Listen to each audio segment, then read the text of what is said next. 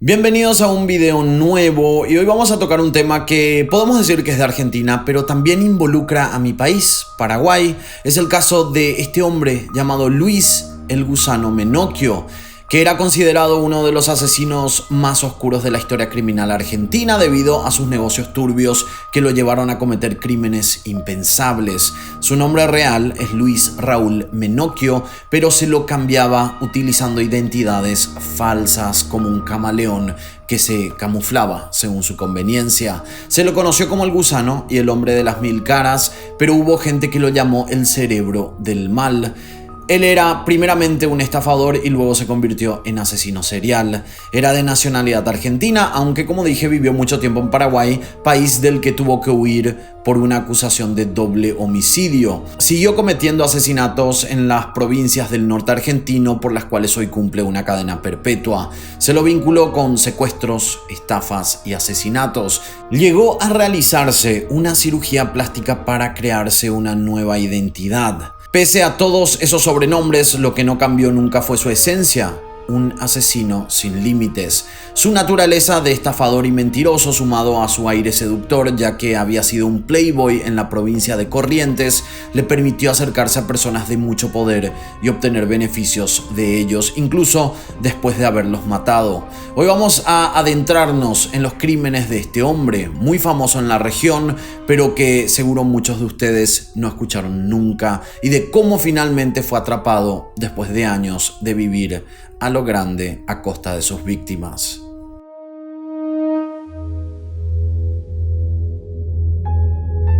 La historia de los Menocchio y sus estafas comenzó mucho antes del nacimiento de este hombre denominado el Gusano.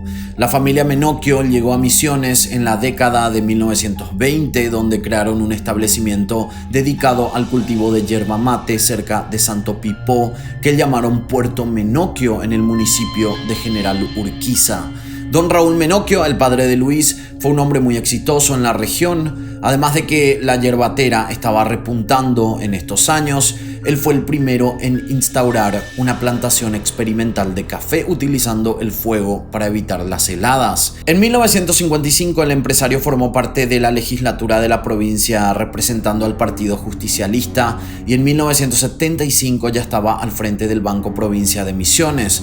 Luis Raúl Menocchio nació el 30 de diciembre de 1959 en Posadas, Misiones, en ese contexto de abundancia económica. En su niñez no sufrió de privaciones y tuvo una vida de lujos. Se movía entre personas de la élite. Este hecho de compartir reuniones y estar en contacto con ese sector de la sociedad le dio las herramientas necesarias para poder más adelante hacer sus negocios oscuros. Como familia estaban muy relacionados con personas de la alta clase del momento y lograron realizar los contactos indicados para mantenerse en la cima. Para 1980, el establecimiento yerbatero Menocchio contaba con más de 500 hectáreas sembradas. Dentro de él vivían familias enteras al servicio de la producción. Ahí surgió el primer antecedente de estafas en la familia Menocchio. El establecimiento fue acusado de uno de los mayores fraudes registrados a nivel provincial. La firma habría vendido yerba que ya había prendado a la dirección de yerba mate y la comisión reguladora. En pocas palabras, se sospechó que comercializó producción por la que ya había cobrado. Su padre fue acusado de haber cobrado un cheque al descubierto en el Banco Nación por aproximadamente 12 millones de pesos de esa época, lo que corresponde a una suma importantísima de dinero en la actualidad. La situación era insostenible y los Menocchio tuvieron que abandonar el país en 1988, yendo a Paraguay para comenzar de nuevo, dejando a su vez el establecimiento yerbatero a la deriva con más de 400 empleados. Para ese momento la familia había quebrado completamente su reputación. El papá pasó de ser legislador y presidente del Banco de la Provincia a tener una causa que llevaba el título de quiebre fraudulento y defraudación al fisco. Luego de ser descubiertos, las cosas no cambiaron mucho, al contrario, se pusieron más oscuras y persistieron los problemas judiciales, pero con el tiempo la causa prescribió. Para entonces Luis Menocchio, alias el Gusano, ya era un adulto y decidió quedarse en el país vecino. Allí fue conocido por su vinculación con una sociedad comercial dedicada a la televisión por cable, una empresa de seguridad ya desaparecida y un negocio con el transporte de caudales. Además, fue animador de las fiestas más importantes del jet set de Asunción, la capital de Paraguay.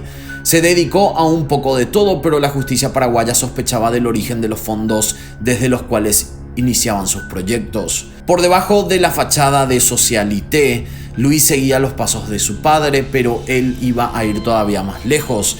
El primer asesinato estaba a punto de llevarse a cabo.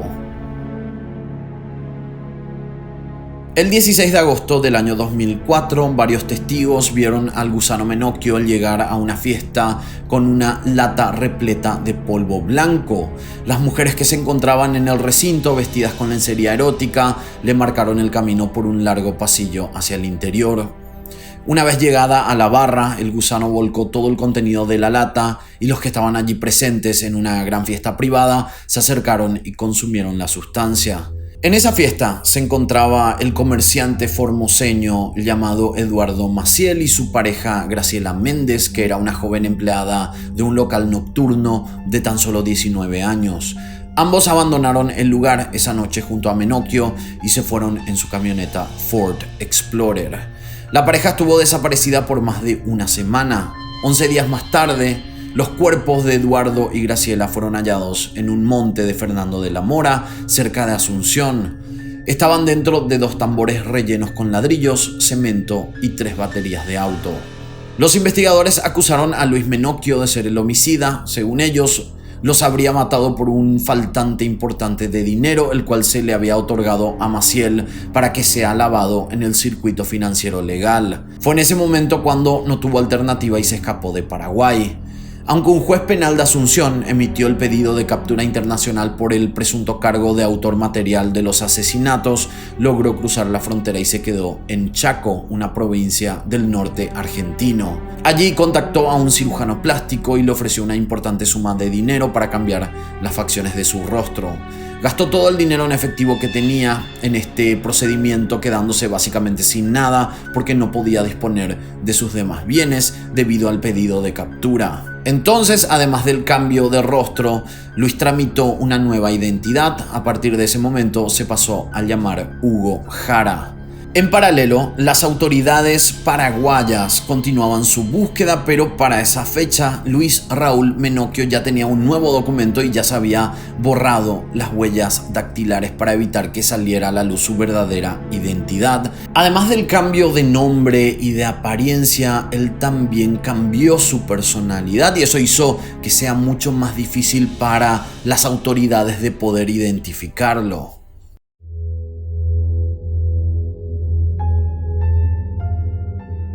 Ya en un nuevo lugar, una nueva identidad, nuevo negocio, también hubo un nuevo asesinato. Silvia Heredia era una artista plástica y docente oriunda de Corrientes. Ella había conocido a un hombre a través del cibercafé. Acordaron encontrarse en la noche del 13 de diciembre del año 2004 en un lujoso restaurante del Tigre, una localidad de Buenos Aires rodeada por el río Paraná. Ese señor, quien decía tener 43 años, se mostraba como un caballero cautivante, educado y seductor. Al llegar al lugar se presentó y dijo: soy Hugo Jara, empresario, y le dio una tarjeta con sus datos.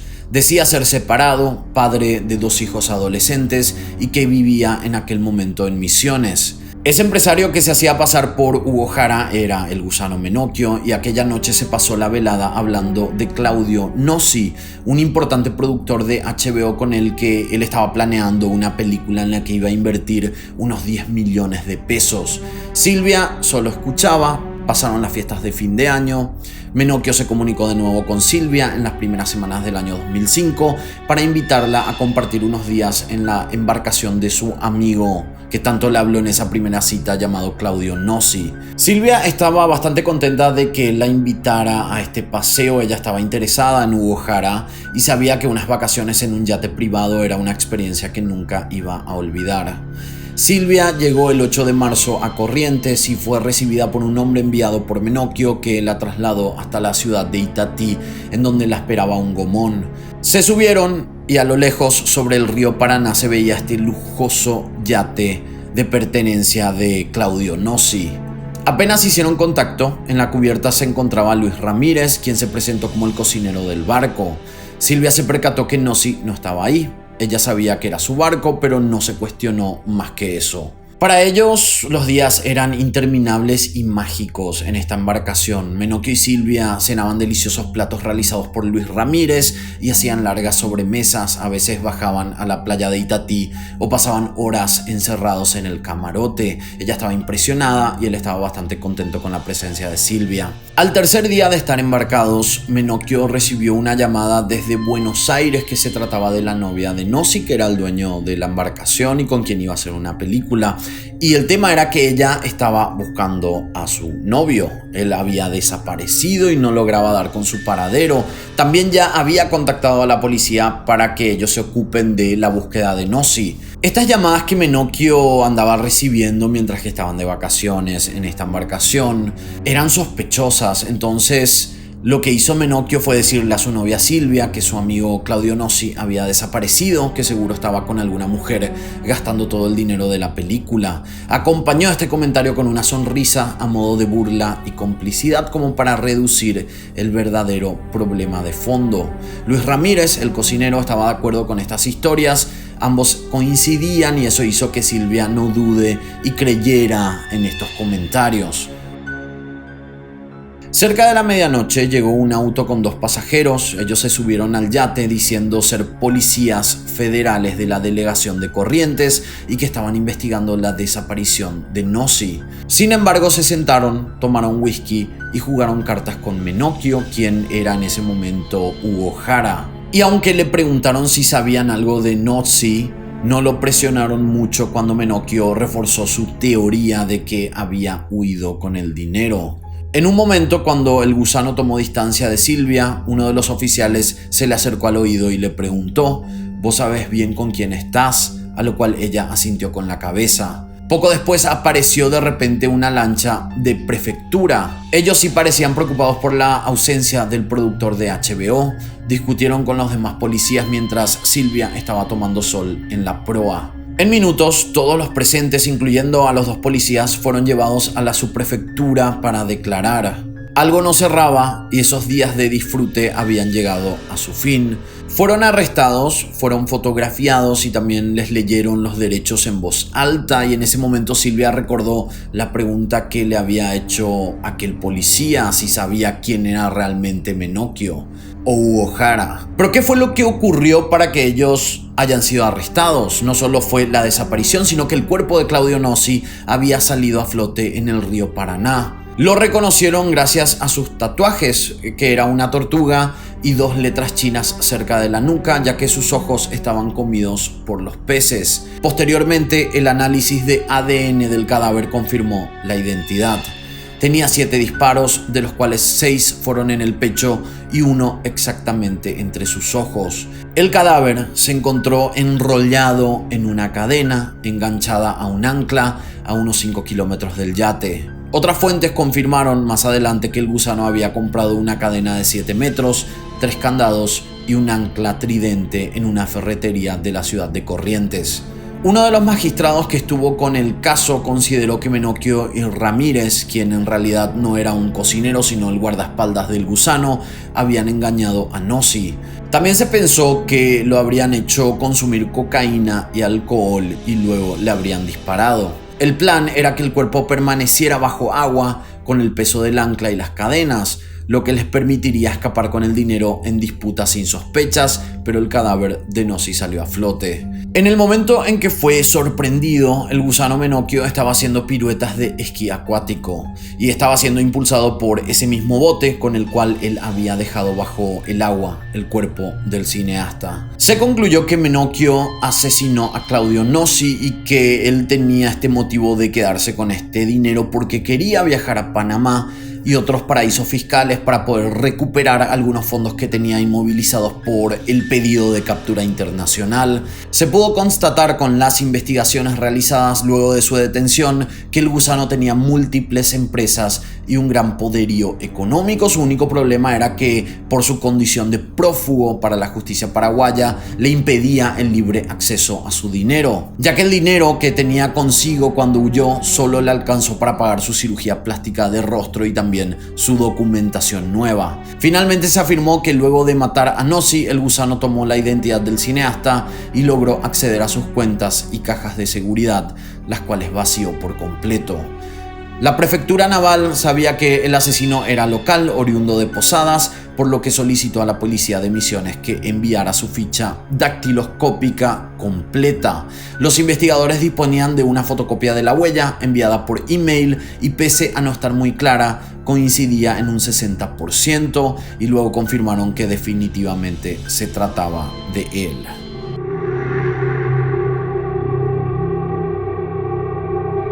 Increíblemente, Menocchio fue liberado a solo 4 años de estar en prisión. Las autoridades no pudieron conseguir pruebas suficientes para acusarlo del asesinato de Nossi. Una vez libre, en el año 2011, el gusano conoció a Claudio Gómez y Salvador Borda, personas con las cuales se asoció. Después de analizar cuál iba a ser su siguiente paso, su nuevo objetivo apareció. Iba a robarle la identidad a un estanciero llamado Manuel Roseo e intentar vender las 250.000 hectáreas del establecimiento llamado La Fidelidad con un boleto falso. Un territorio que tenía 150.000 hectáreas en la provincia de Chaco y 100.000 del lado de Formosa, con el río Bermejo en el medio. Para que tengan una idea de las dimensiones, esto es más o menos equivalente a toda la superficie de Luxemburgo. Roseo era el estanciero más importante de Chaco en aquel momento. Para poder entrar en confianza con Roseo, Luis Menocchio se hizo pasar por un productor agropecuario interesado en comprar una parte del campo, y esto funcionó. El 13 de marzo del año 2011, Luis entró a la casa de Roseo con otros 2 hombres, Gómez y Borda. Estos atacaron e inmovilizaron al estanciero. Se supo que Roseo fue torturado para que firmara el boleto de compraventa y que su cuñada, que también estaba ahí presente, llamada Nélida Bartolomé, fue asesinada luego de haberse negado a firmar. Igual ellos, con el cuerpo ya sin vida, utilizaron las huellas dactilares para poder sellar ese documento. Luego de concretar la estafa en la estancia, Gómez y Borda limpiaron la escena del crimen con quitasmaltes y solventes de manera de no dejar pruebas. Después de esto, secuestraron y torturaron a un hombre que era empleado del estanciero llamado Sergio Omar Berg, y lo que ellos querían hacer con este sujeto era secuestrarlo, llevarlo, hacerlo desaparecer y que parezca como que él fue el culpable del robo y el asesinato del estanciero y de la cuñada. A él lo golpearon y ataron con cinta de embalar, lo colocaron en una bolsa y lo metieron dentro del baúl de un auto. Sergio, que estaba en el baúl y estaba todavía vivo, escuchó una conversación en donde los asesinos se comunicaban con el gusano y le decían que la policía se había enterado y que había que hacerlo desaparecer. Los asesinos creyeron que estaba muerto adentro de la bolsa y lo dejaron abandonado en un camino en la localidad de Tres Isletas. La policía llegó al lugar y Claudio Gallinger reconoció a Menocchio. Sumado a ello, Sergio había escuchado que los asesinos se habían comunicado con un tal Raúl y que tartamudeaba de la misma manera que el gusano lo hacía. Finalmente, el juego del gusano había llegado a su fin. Negó todo, afirmando que no había tenido relación con el hecho con el cual lo vinculaban. Defendía su postura y afirmaba que él había comprado la propiedad a Roseo en diciembre de 2010 por un valor de $40.000. Nadie le creyó, más aún con el pasado que este estafador tenía y las causas que venía juntando. Ernesto González, el abogado del gusano, llegó a decir que su cliente no había cambiado su rostro para obtener una doble identidad, sino que dijo que supuestamente este hombre era bastante coqueto y por eso fue que se hizo una cirugía estética. Parte del plan de la compra de esas hectáreas involucraba a varios abogados y escribanos, pero al final no se pudo concluir. En septiembre de 2013, los jueces condenaron a cadena perpetua a Luis Raúl Gusano Menocchio por el doble homicidio de Roseo y su cuñada. Pasados los 7 meses del asesinato del estanciero, el Estado expropió el campo en cuestión para convertirlo en un parque nacional. Ese territorio contiene un bosque seco de clima subtropical, uno de los más grandes y con mayor riqueza biológica de toda América del Sur. Esta fue la historia de Luis Menocchio, llamado el hombre de las mil caras, el gusano, y que por tantos años pudo escaparse de la justicia.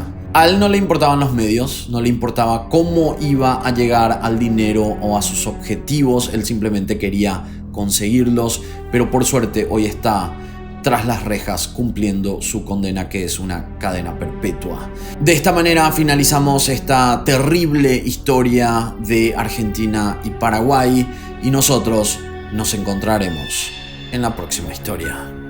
Quiero agradecer a todos los miembros de historiascriminales.com, que gracias a sus pagos mensuales podemos seguir produciendo contenido. Los miembros pueden ver los videos antes y sin comerciales. También a Eli Estigarribia en producción general y a Arturo Carrión en edición, que además tiene un canal de criminalística que lo dejo en la descripción.